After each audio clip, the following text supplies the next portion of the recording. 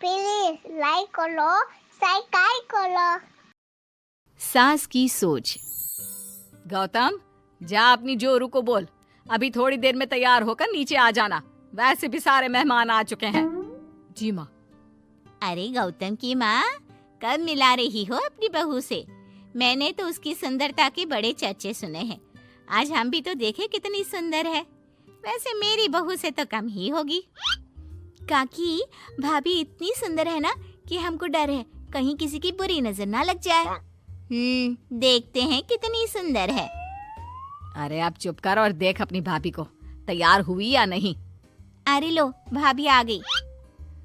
अरे कितनी सुंदर है, इसके चेहरे पे तो चांद सी चमक है। सुन रिमझिम, क्या नाम है तेरी भाभी का? सही पहचाना आपने, चांदनी है मेरी भाभी का नाम। क्या हुआ काकी, मुंह से बाहर शब्द नहीं निकल रहे? या चांदनी भाभी की चांद सी सुंदरता ने आपका मुंह बंद करवा दिया? हाँ, सुंदर तो है, पर सुंदरता से क्या होता है? लड़की में गुण भी तो होने चाहिए। मेरी बहू में सुंदरता के साथ साथ संस्कार भी है। अरे वाह गौतम, सच्ची में तुम्हारी बीवी बहुत सुंदर है। हाँ, एकदम चांद जैसी अलग चमक रही है तुम्हारी बीवी इस पूरी पार्टी में। बात तो तुम एकदम सही कह रहे हो। इस भीड़ में भी सबसे अलग चमक रही है मेरी चांदनी। आज इस पार्टी में तुम्हारी बीवी की सुंदरता ने 4 चांद लगा दिया है। कुछ दिनों बाद जब गौतम की माँ आस पड़ोस की औरतों से गप्पे मार रही होती है। माँ जी, मेरी माँ की तबीयत थोड़ी खराब है, आप इजाजत दो तो क्या मैं और गौतम एक बार वहाँ हो आए? हाँ हाँ बहू, ठीक है। जब शाम को गौतम काम से आ जाए तो अपने मायके हो आना। ये क्या, उसने बोला और तुमने जाने दिया? हाँ, अभी उसने बताया तो सही, उसकी माँ की तबीयत खराब है। लेकिन तुमने जाने क्यों दिया? तुम्हें मना कर देना चाहिए था। लेकिन क्यों? अरे तुम्हारी बहू को अभी शादी किए थोड़े ही दिन हुए हैं और वो अपने मायके जा रही है।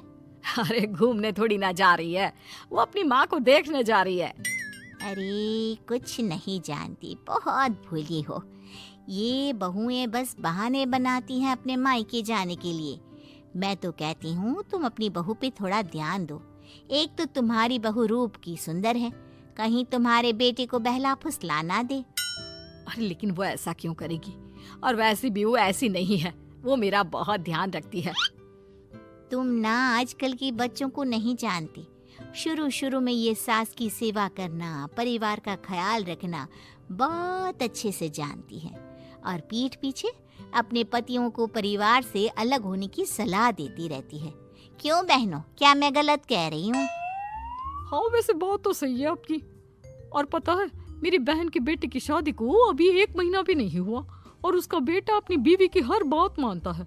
और तो और अपनी बीवी के लिए अपनी माँ से लड़ता भी है। पूरा का पूरा अपनी जोरू का गुलाम बन गया है। तुम्हारी बहू वैसे भी इतनी सुंदर है, ऊपर से पढ़ी लिखी भी है। और आजकल की पढ़ी लिखी लड़कियां अपने पति को चिकनी चुपड़ी बातों में फंसाकर अपना काम निकलवाना जानती है। हाँ। अरे हाँ, पर मेरी बहू चांदनी समझदार है। हाँ यही तो बात है।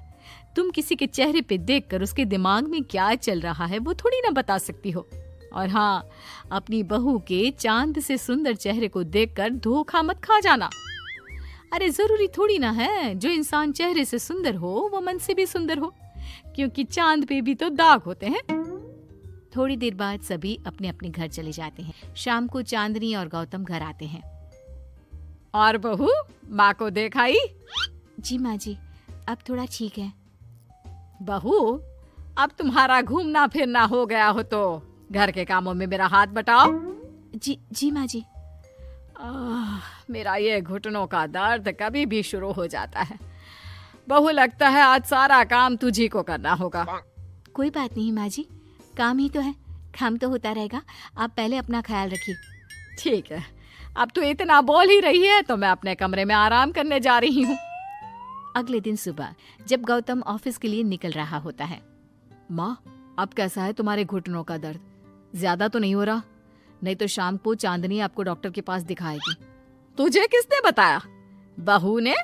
इतनी जल्दी तेरे पास मेरी चुगली भी कर दी? माँ, चुगली नहीं, उसे आपकी चिंता है इसलिए उसने मुझे बताया।